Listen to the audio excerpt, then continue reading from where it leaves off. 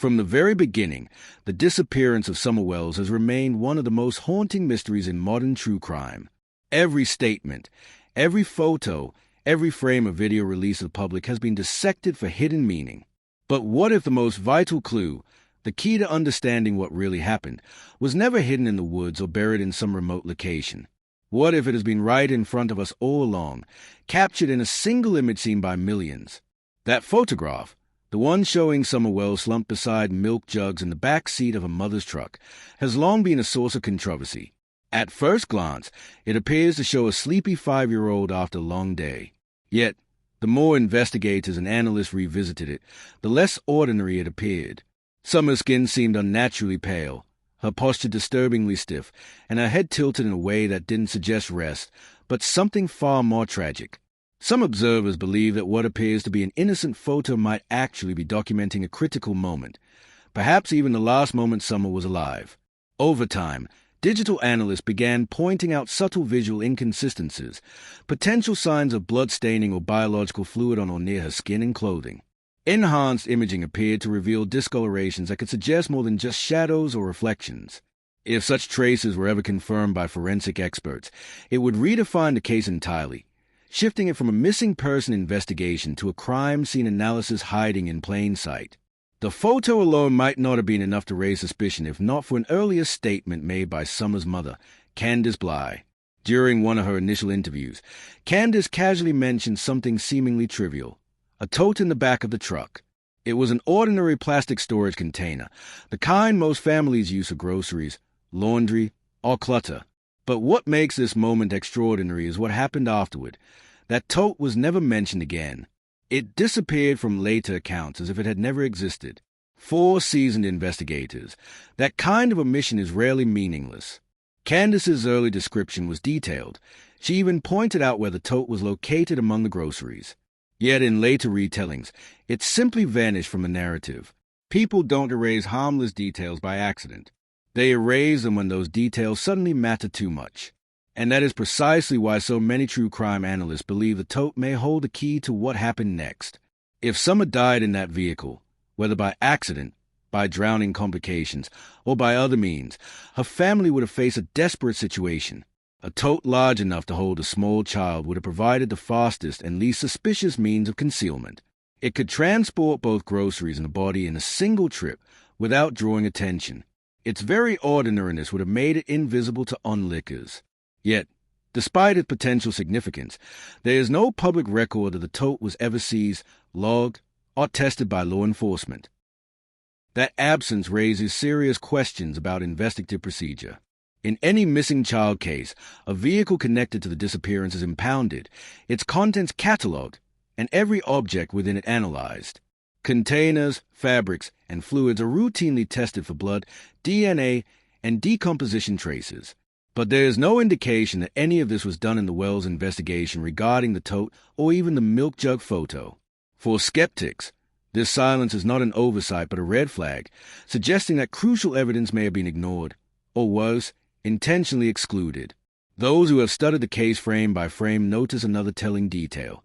When Candace mentioned the tote during interviews, her demeanor changed. Her eyes shifted away, her words stumbled, and her tone softened, a clear sign of discomfort. In later conversations, she dismissed the subject entirely. This behavioral inconsistency mirrors patterns seen in other investigations where an early, unguarded statement was later retracted once its implications became clear. What began as a minor detail suddenly became a potential point of self-incrimination. The deeper you analyze this case, the more the timeline and missing tote begin to align. Neighbors reported hearing a scream that afternoon, a brief, sharp sound that faded quickly. If Summer had collapsed in the truck, possibly from delayed complications of swimming earlier that day, panic could have set in. The tote, once a mundane object, could have become a means of concealment. Groceries were unloaded, but the tote and what might have been inside could have been carried in without suspicion. From there, the story could be reshaped. Summer was playing outside, planting flowers, then suddenly gone. The tote, once useful, became dangerous. Its disappearance from later accounts would make perfect sense. Yet, what doesn't make sense is law enforcement's failure to press the issue. The photo of Summer slumped beside the milk jugs was widely circulated, but no official comment was ever made about the tote or the possibility of biological evidence within that image. Why wasn't the container immediately confiscated? Why wasn't the truck re-examined with forensic precision? These are the kinds of oversights that transform a solvable case into an enduring mystery. Forensic science tells us that even after washing, plastic retains microscopic evidence: blood cells, fibers, skin particles, and chemical residue. If that tote ever contained human remains, those traces would linger. Heat, cleaning agents, or even fire could degrade the evidence but rarely eliminate it completely. The fact that the tote was never recovered or tested leaves a chilling void where hard science should have provided answers.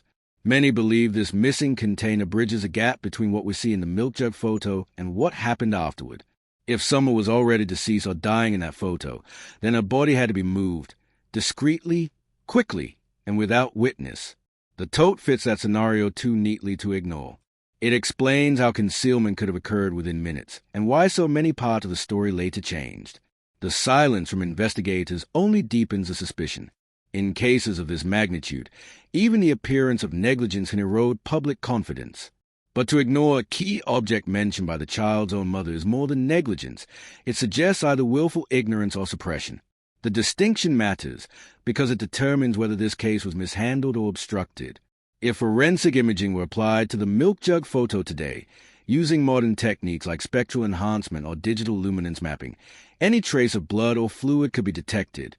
Even faint discolorations invisible to the naked eye could reveal whether biological material was present. The technology exists, but the question remains, was it ever used? And if it wasn't, why? The true power of this case lies in the pattern that emerges when all the pieces are viewed together: the pale child in the photo, the missing tote, the altered statement, the absence of testing, and the silence of authorities. Each element could be explained away on its own, but together they form a troubling mosaic of omission and potential concealment. They suggest that what really happened to Summer Wells was not an act of mystery, but a series of choices to hide, to overlook, and perhaps to forget. The photo remains one of the most unsettling images in recent memory, not just because of what it shows, but because of what it might contain. If Summer's blood or DNA is present, even in microscopic form, it would rewrite the entire timeline. It would change the case from missing to deceased, from search to cover-up. That's why so many investigators, analysts, and true crime researchers continue to demand a full re-examination of that image and every object once linked to it. What makes this story so haunting is not only the loss of a child, but the possibility that the truth was always visible, sitting inside a photo everyone has seen but no one has truly studied. The tote, the truck, the silence, and the shadows in that picture all point to a chilling reality. Sometimes, the evidence doesn't vanish. It's simply ignored, until someone revisits that evidence, scientifically, transparently, and without bias. The case of Summer Wells will remain frozen in uncertainty. It stands as a reminder that truth is not always buried deep.